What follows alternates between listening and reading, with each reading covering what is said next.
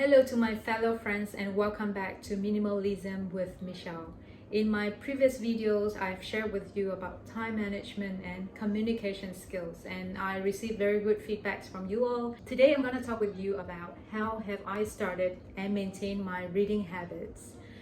To be honest, I think this topic is closely related with the other two because with time management, I managed to make time to read on a frequent basis, and thanks to reading, I have been able to enrich my vocabularies as well as my life stories and experience. So it helps to enhance my communication skill as a result. So a lot of my friends do ask me, how do I make time to read? How do I make book choices? And when do I read? And so on. Today in this video, I will break it down into different sections, and I hope that I can share with you all that I can, and you can start your reading journey just like how I did. The first question we're gonna address is, why do I read? I started reading pretty late in my late 20s when I started pregnant with my elder son, and at that time I'm really clueless on what to expect, and my sister lent me a book called What to Expect When You Are Expecting. And interestingly, this book is a very well organized book where it organized the session into different weeks of pregnancy from week 1 until the time that you are due to deliver. And for each of the milestone, they will tell you what your symptoms are, what food should you focus on eating so that the fetus or the baby can grow in a very good way. So after reading that book, I realized, wow, books actually give you a lot of knowledge.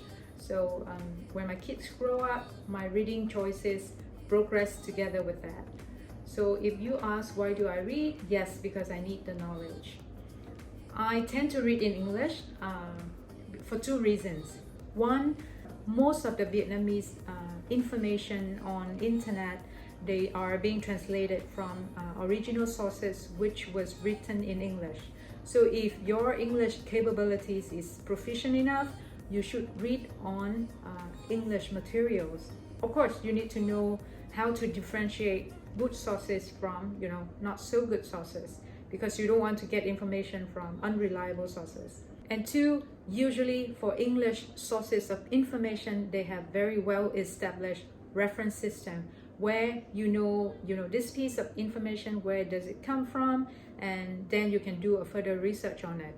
But in Vietnam, that reference system is not as developed. So in an article, the information may come from different sources and you don't really know whether this article is reliable or not. So that is why I decided to read in English. Of course, depends on the topic, but I do also Google search for results and in Vietnamese, and I read on those stuff as well. And just note that for an author to write a book, they have to do a lot of research, because they can't just purely share their personal experience, but rather they have to do research on a population, and then they will use statistics to share the results of the findings. So when you read on a book, you actually are benefiting from a lot of work done by the author. So to me, the answer is very clear. Reading is for you to get the knowledge, and it depends on different purposes or different phases of your life. Your choices of books will be different. Next, let's go to question number 2. What do I read? When I started, I read books that I can relate to. When my kids grow up a little bit more, I started reading on how to let babies wean from breastfeeding, or how do I introduce solid food to them, and when they grow up a bit further, how do I do parenting? Which parenting style should I adopt? Is it French style, Japanese style, or Chinese or Jews? So there are different ways for you to reference to, and then from there you form your own style of parenting. So, and when my kids grow a little bit older, especially to the kindy age, my focus on reading about kids reach a plateau, and I start diverting my reading topics to personal development, how to progress in your career, and so on. Because now I started having time for myself and for me to grow in the organization that I'm working with. So at different points in life, your focus on areas of development will be different. So my advice is to stay close with your interests and don't force yourself too hard to read on things that not really interested to you, even though you need it. Right now, my areas of interest will be one on leadership, two stories of successful companies because I'm curious to know how have they made the company that far, and three books that depict histories through real life stories. I'm a person who find history very dry. Maybe that was the ways I was taught history, and I had a very negative experience with it. But when I grew up, I think history is really interesting, and in order for me to digest it, I need to learn history piece from the life story piece. So I will demonstrate with you what I meant by this point with the book called First They Killed My Father. So the author is from Cambodia. She went through the challenges time of the war, how she has tried to escape the country, and she grew up as a person. So through the story of this author, I learned about the history of Cambodia. So if you find a topic that you want to address, but then you worry that the technical of it will deter you from doing so, then try to learn it from another angle. 7 or 8 years ago, English book is still pretty limited in Vietnam, and when I traveled, wow, this word sounds so alien to me now given pandemic lockdown, but I hope it will come back again. So when I travel, I will make use of the time and opportunity, go into the airport early, and then I go to the bookstore. Most of international airports will have bookstore, big ones, and they always display best-selling authors. Before I buy any books, usually I will do a Google search on the title reviews and to see how much ratings it gets and from how many readers do the rating. If it's rating 4 and above, to me it's a straight buy, if the topic is what I was planning to buy from. And if it's lower, but then the topic is really specific and I really want to learn about it, I will go ahead even though the rating is slightly lower. And sometimes I read that Bill Gates recommend these 10 books for business, and I really want to get hang of those books. But in Vietnam, going on Tiki or Bahasa, sometimes I can't get hold of them. I would rather proactively choose the books that I want to read than going for books that people recommend, because many a times I will get disappointed because I can't buy those books. So as a start, I didn't really plan to become a rigorous reader. So after finishing first few books, I believe that books is definitely one of the very important ways for me to grow as a person. If you talk about hard skill, books may not be the best choice, because learning on the job is what really matters when you do your work. But for soft skill and personal development, go for books. Because unless you have a lot of friends who have a lot of skills where you can learn from, and also it depends on your best learning mode. Somebody learn best by listening to others, somebody learn best when they read or watch TED Talks. So find your best learning method and channel and stick to that. I'm used to reading English textbook during my university time, so reading in English is not really a problem to me.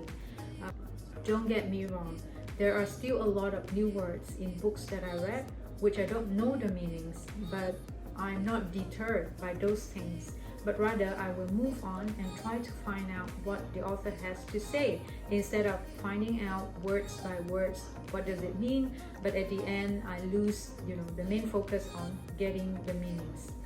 So for you as a start, I know there will be a lot of uneasy feelings that, oh, I don't know this word, I should get the Vietnamese translation, scribble on the books. But more often than not, we don't really look backs on those scribbles because we just don't have time. So if your purpose is to finish the book, to give you a sense of achievement so that you can repeat the cycle, then follow through with the books without feeling discouraged about the new words.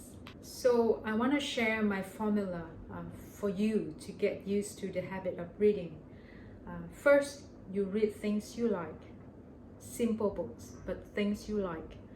Finish one book, finish two books, finish many books as you want to until it becomes an easy experience to deal with.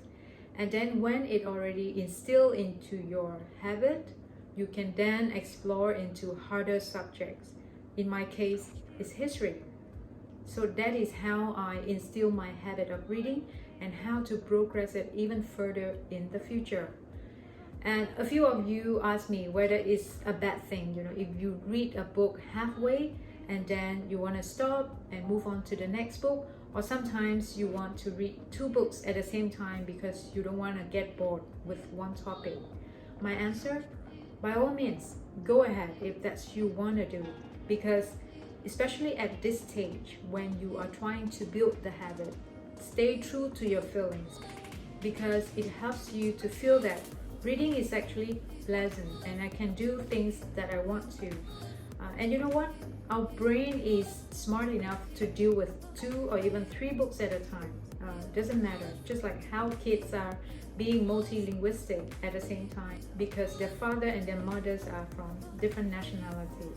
So you should not force yourself too much because it doesn't help you in that habit building process.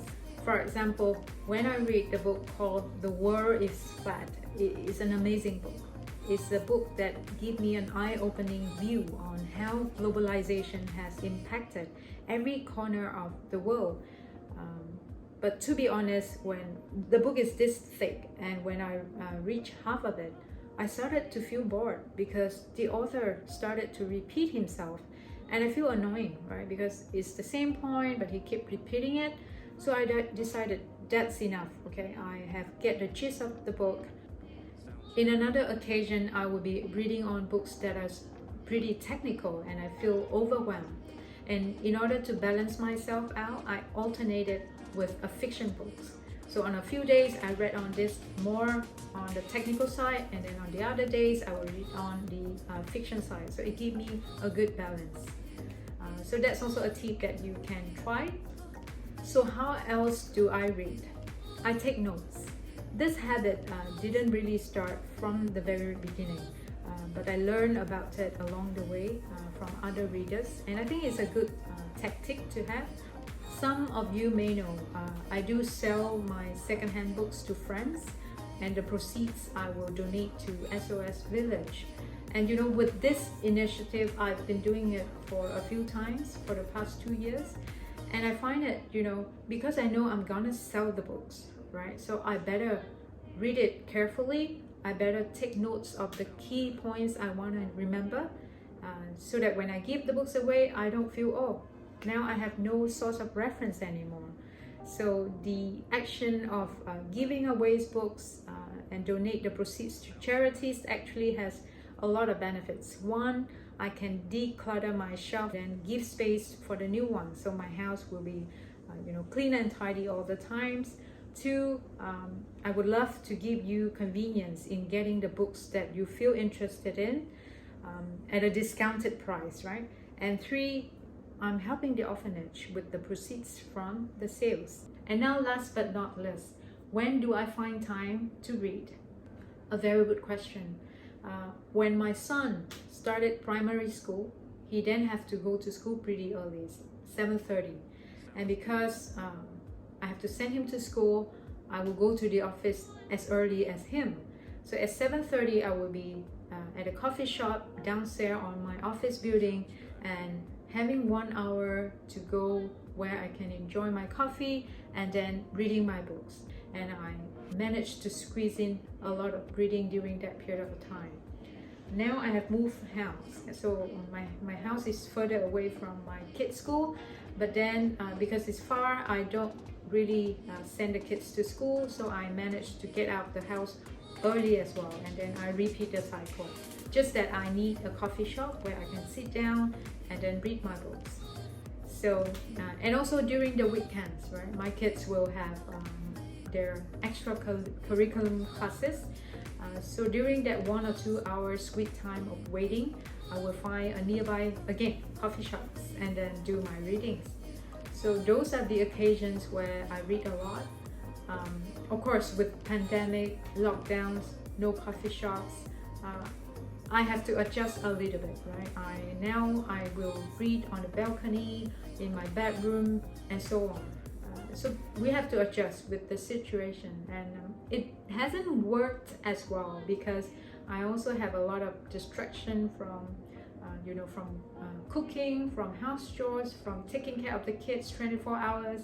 So yep, but it's already my habit, so I'm not really concerned about it. So to wrap up, reading is my habit and I really love it. It helps me to grow as how I am today. I have a very close friend who asked me one day, Michelle, why do you read so much? Don't you think applying what you already know is more important than reading on new things? So he made me think, right? Of course, it's not trying to criticize that you are too theoretical, you just focus on books, you don't focus on reality. I take it as a reminder that, okay, I read a lot, yes, that's good, but more importantly is how I applied it to my real life, right? So I always have to remember a book is as good as nothing if you don't really practice it. So that's my advice to you. You don't have to read a lot, but you should internalize what you have learned so that you become a better self every day. Thank you for watching and have a good weekend.